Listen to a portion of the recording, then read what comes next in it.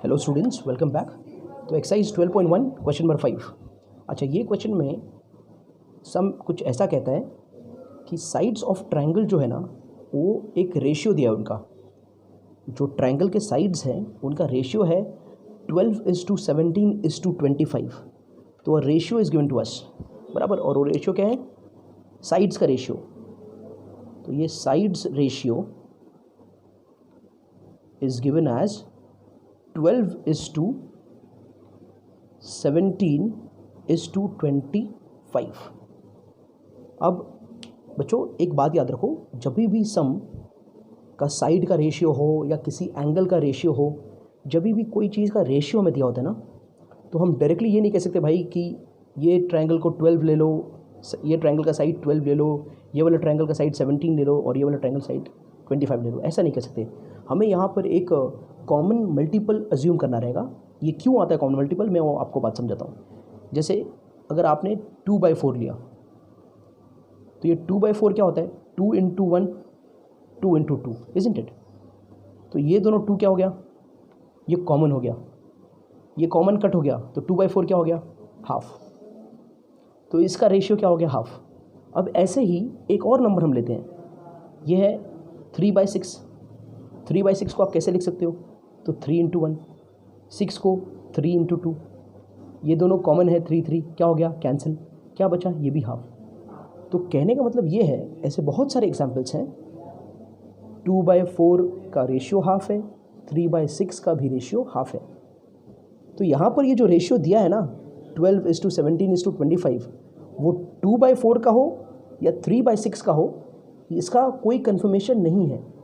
इसलिए हम एक कॉमन मल्टीपल अज्यूम करते हैं कि जो कॉमन मल्टीपल कैंसिल हुआ रहेगा, जैसे यहाँ पर 2 कैंसिल हुआ है, तो इनके पास भी कुछ ऐसा कॉमन होगा जो कैंसिल हुआ रहेगा।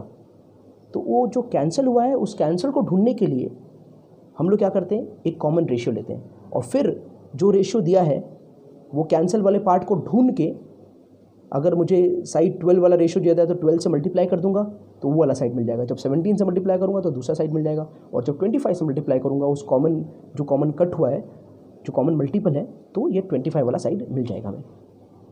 ठीक है। अच्छा बच्चे, इतना ही नहीं, सिर्फ ये तो रफ वर्क है हमारा। ये न्यूमरेटर 2 है, न्यूमरेटर 3 है, बराबर है ना? तो 2 + 3 कितना हो जाएगा? ये हो जाएगा 5। डिनोमिनेटर 4 है, डिनोमिनेटर 6 है, कितना हो जाएगा? 10। इसका भी रेशियो हाफ है, देख लो। ये 5 × 1, ये 5 × 2, 5 कैंसिल, हाफ बच रहा है। तो ऐसे बहुत सारे नंबर होते हैं। इस चीज़ को हम बोलते हैं थ्योरम ऑन इक्वल रेशियो। ये चीज़ को हम बोलते हैं थ्योरम ऑन इक्वल रेशियो। तो बस आपको मैं थोड़ा इंट्रोड्यूस कर रहा था।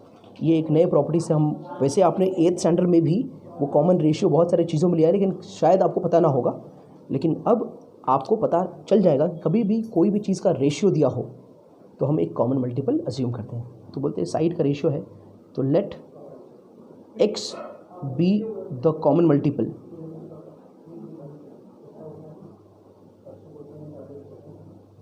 ठीक है।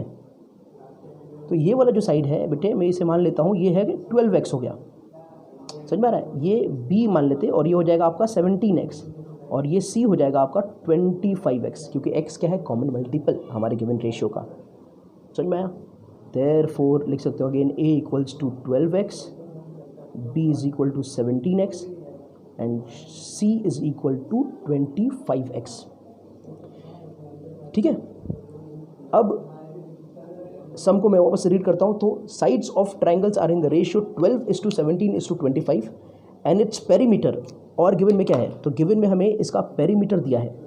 पेरीमीटर जो है ट्रायंगल का, वो है 540 सेंटीमीटर। ये तीनों साइड का एडिशन जो है वो 540 सेंटीमीटर है। और हमें क्या फाइंड करना है? तो हमें फाइंड करना है इस ट्रायंगल का एरिया। ठीक है बच्चों, यहाँ तक समझा आपको? तो अब सबसे पहले एरिया फाइंड करने के लिए हमें सेमी पेरीमीटर फाइंड करना होता है। तो सेमी पेरीमीटर जो है सॉल्यूशन का फर्स्ट स्टेप में, सेमी पेरीमीटर होता है a + b + c/2, पर हमारे पास सारे साइड्स नहीं है। एक चीज़ और हमें दिया है, वो है हमारा पेरीमीटर।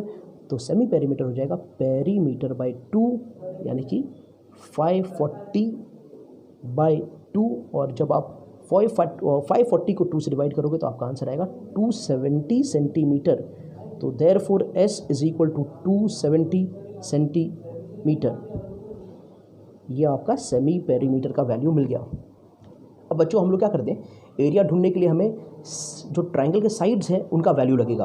तो अब हम नेक्स्ट स्टेप में वो साइड्स का वैल्यू ढूंढ लेते हैं। उसे ढूंढने के लिए हमें कॉमन मल्टीपल को पहले लाना पड़ेगा। तो देखो बच्चों मैं यहाँ क्या करता हूँ, मैं बोलता हूँ कि पेरीमीटर जो होता है ना ट्राइंगल का, वो होगा side A plus side B plus side C, बराबर। ये पेरीमीटर का फॉर्मूला है। तो इस हिसाब से 540 जो हो जाएगा, A का वैल्यू कितना है बेटा, देखो यहाँ पर 12x, B का वैल्यू कितना है 17x एंड C का वैल्यू कितना है 25x।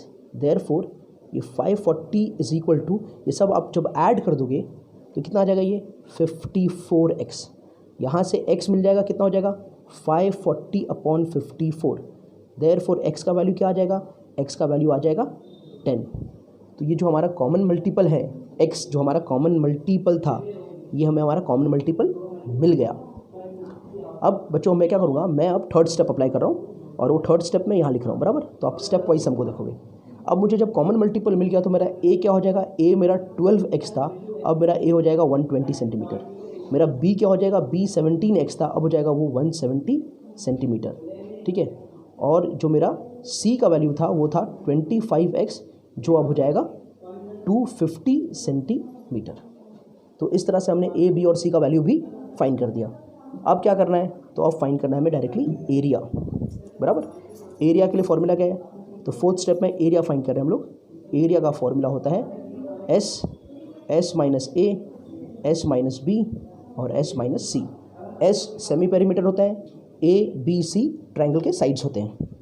Therefore area is equal to under root S का जो वैल्यू है वो है 270, इसके जगह पर आ जाएगा 270 माइनस 120, बराबर। In place of this 270 minus 170 और in place of that 270 minus 250, बराबर। थोड़ा सा एडजस्ट करके लिखा है यहाँ पर, कंफ्यूज मत होना आप लोग।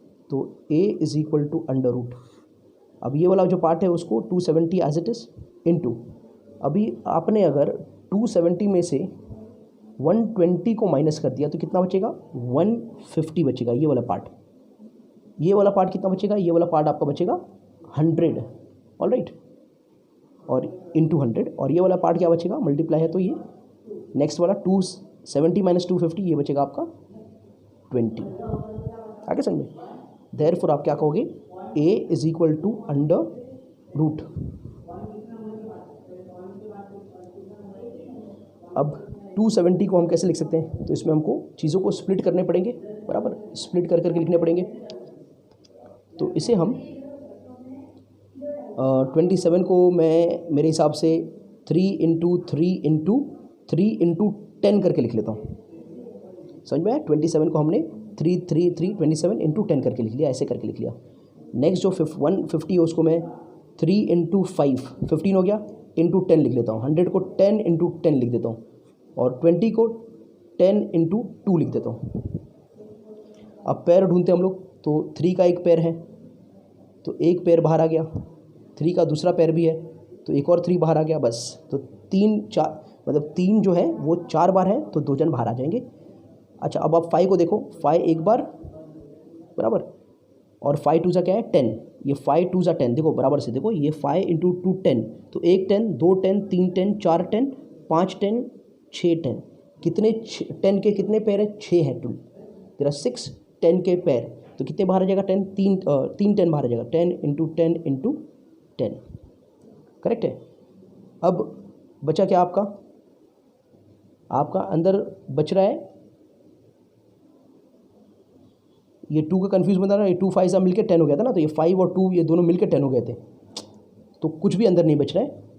तो आंसर हमारा क्या होगा, a इक्वल्स टू 3 3 9 और 3 0, तो a इक्वल्स टू हमारा जो टोटल है वो आ जाएगा 9000 centimetre square.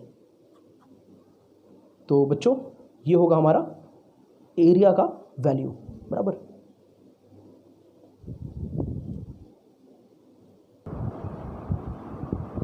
So let us start with question number 6.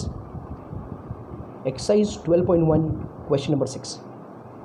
In the sum they have given us there is an isosceles triangle. So the triangle which you can see is an isosceles triangle. The perimeter of this triangle is 30 centimetre, और ये जो triangle का perimeter है बराबर, sum of all the sides is 30 centimetre. It is given to us.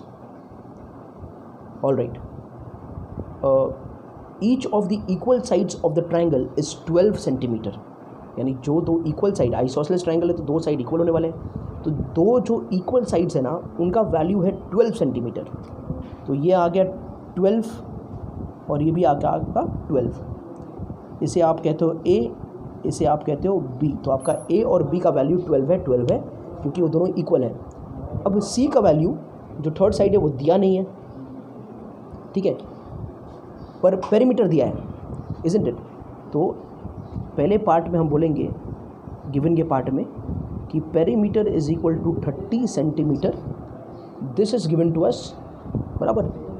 A is equal to B is equal to 12 centimetre. ये value भी दिया है. हमें फाइंड करना है क्या, एरिया ऑफ द ट्रायंगल.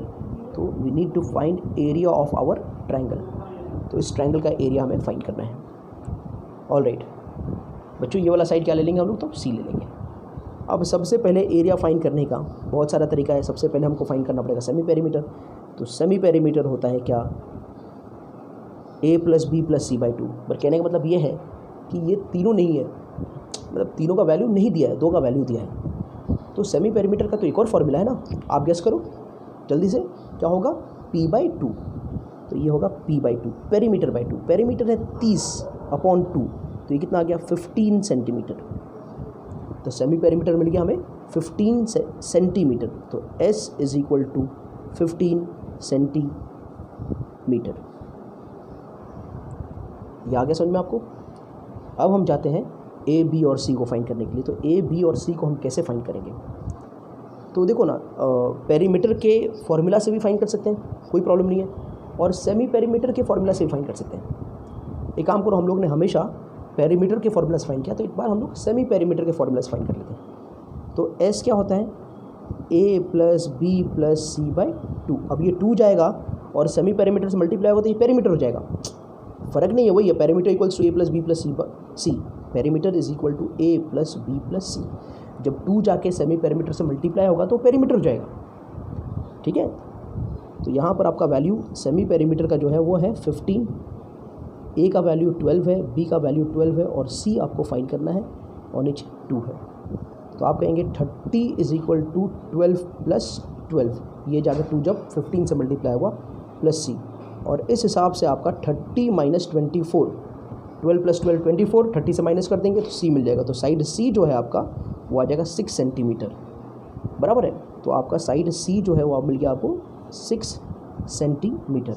अब आपने क्या फाइंड करना है, अब आपने फाइंड करना है एरिया. तो थर्ड स्टेप में एरिया का फॉर्मूला क्या होता है, आप सबको पता है, area is equal to root of S minus A, S minus B, S minus C, that is root of. S का वैल्यू कितना है 15, एस माइनस ए यानी 15 माइनस ए का वैल्यू कितना दिया है, ए का वैल्यू 12 है, बी का वैल्यू कितना है, वो भी 12 है, और सी का वैल्यू कितना है, उसका वैल्यू 6 है.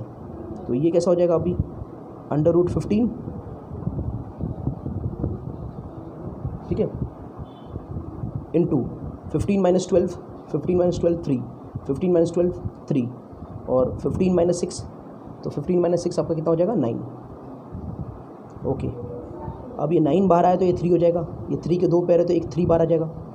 All right, 15 can be written as, 15 को हम कैसे लिख सकते हैं, 5 इंटू 3, बराबर है. तो रूट 15 मतलब ना, एक अकेला 5 है, एक अकेला 3 है, they can not come out, तो ये अंदर रूट 15 बचेगा. 3 3 क्या होता है 9, और ये रूट 15. तो 9 root 15 centimetre square is the area. Area is equal to 9 root 15 centimetre square. ठीक है, आगे समझो, घबराने की बात नहीं है. दिस 15, देखो 3 का 2 पैर था ना, तो एक पैर बाहर आ गया. 9 का रूट जो है वो 3 है, तो 3 बाहर आ गया. और ये 15 जो था अकेला 15, इसको मैं सिर्फ 5 × 3 लिख सकता हूँ। कोई पेयरिंग नहीं बन रहा है, तो जब कोई पेयरिंग ही नहीं बनेगा तो उसको रूट के अंदर ही रखना पड़ेगा। इसके लिए वो रूट के अंदर है, और ये आंसर हो गया 9 √15 सेंटीमीटर स्क्वायर।